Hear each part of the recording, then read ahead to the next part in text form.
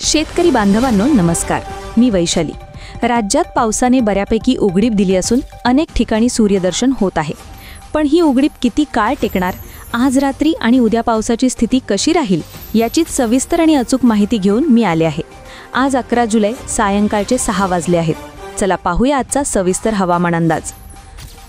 सर्वात आधी गेल्या 24 तासांत राज्यात पावसाने कसा जोर दाखवला यावर एक नजर टाकूया। काल सकाळपासून आज सकाळपर्यंत विदर्भात हलक्या ते मध्यम स्वरूपाच्या पावसाला सुरुवात झाली असली तरी पावसाची व्याप्ती आणि तीव्रता आता कमी झाली आहे। मराठवाड्यात आणि मध्य महाराष्ट्रात 1-2 ठिकाणीच हलक्या पावसाची नोंद झाली। घाट माथ्यावर आणि कोकणातही हलका ते मध्यम पाऊस पाहायला मिळाला। म्हणजेच संपूर्ण राज्यात आता पावसाचा जोर ओसरला असून सूर्यप्रकाश अधिक प्रमाणात दिसू लागला आहे। आता यामागची कारणं काय आहेत? सध्याची हवामान प्रणाली पाहिली तर जी प्रणाली सक्रिय होती ती आता छत्तीसगडच्या उत्तर भागात आणि लगतच्या मध्य प्रदेशवर आहे। मान्सूनचा आस असलेला कमी दाबाचा पट्टा सुद्धा उत्तरेकडील भागातूनच जात आहे। त्यामुळे पावसासाठी पोषक ढग त्याच परिसरात अधिक दिसत आहेत। मात्र राज्यात अंदाजानुसार स्थानिक पातळीवर ढग तयार व्हायला सुरुवात झाली आहे।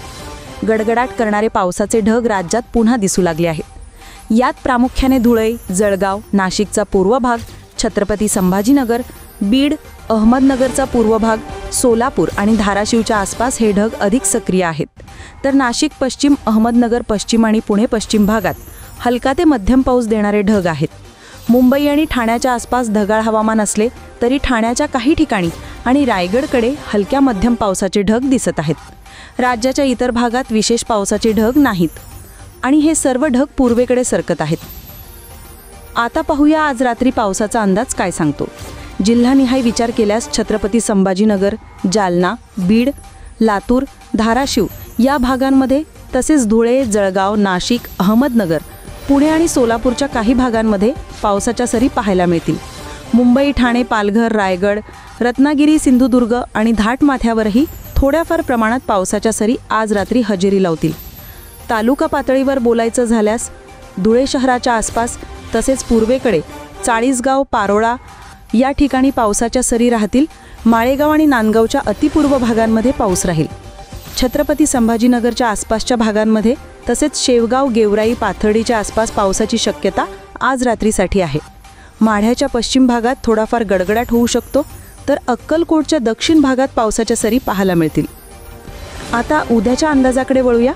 उद्या कमीदाब क्षेत्राच्या प्रभावाने नागपूर, भंडारा आणि गोंदियाच्या उत्तर भागांमध्ये थोड्याफार मध्यम पावसाच्या सरींची शक्यता आहे। नंदुरबार, धुळे, जळगाव, बुलढाणा, अकोला आणि अमरावतीच्या उत्तर भागांमध्येही अधूनमधून ढगाळ हवामानासह हलक्या पावसाच्या सरी पाहायला मिळू शकतात। पण हा पाऊस तुरळक आणि अल्पकाळ टिकणार असेल। मुंबई, ठाणे, पालघर, रायगड, रत्नागिरी, सिंधुदुर्ग तसेच कोल्हापूर, सातारा, पुणे आणि नाशिकच्या घाटमाथ्यावर आणि लगतच्या पश्चिम भागात हलका ते मध्यम पाऊस बरसेल। हा भाग वगळता राज्याच्या उर्वरित भागात म्हणजेच नाशिक, अहमदनगर, पुणे, सातारा, सांगली, कोल्हापूरचे पूर्वेकडील भाग, सोलापूर, धाराशिव, बीड, जालना, परभणी, हिंगोली, नांदेड या ठिकाणी स्थानिक ढग तयार झाले तरच थोडा गडगडाट होऊ शकतो, अन्यथा विशेष मोठा पाऊस नाही। यवतमाळ, वर्धा, चंद्रपूर, गडचिरोलीकडे आणि नाशिक, अहमदनगर, पुणे, सातारा, सांगली, कोल्हापूरच्या मध्यवर्ती भागातही विशेष पावसाचा अंदाज नाही। आता आपण हवामान विभागाचा अंदाज पाहिला तर त्यानुसार उद्या जळगाव, छत्रपती संभाजीनगर, जालना, अमरावती, यवतमाळ, नागपूर, भंडारा, गोंदिया, गडचिरोली आणि चंद्रपूर या जिल्ह्यांमध्ये हवामान विभागाने मेघगर्जनेसह पावसाचा येलो अलर्ट दिला आहे। यानंतर नंदुरबार, धुळे, नाशिक पूर्व, अहमदनगर, पुणे पूर्व, बीड, धाराशिव, लातूर, परभणी, हिंगोली आणि नांदेड या ठिकाणी हलका मध्यम पाऊस किंवा मेघगर्जना होण्याची शक्यता वर्तवली आहे। पण या जिल्ह्यांना धोक्याचे इशारे नाहीत। राहिलेला भाग म्हणजेच मुंबई, ठाणे, पालघर, रायगड, रत्नागिरी, सिंधुदुर्ग, कोल्हापूर, सांगली, सातारा, घाट परिसर, सोलापूर, बुलढाणा, अकोला आणि वाशिम या ठिकाणी हलका पाऊस तुरळक ठिकाणीच होईल अशी शक्यता वर्तवण्यात आली आहे।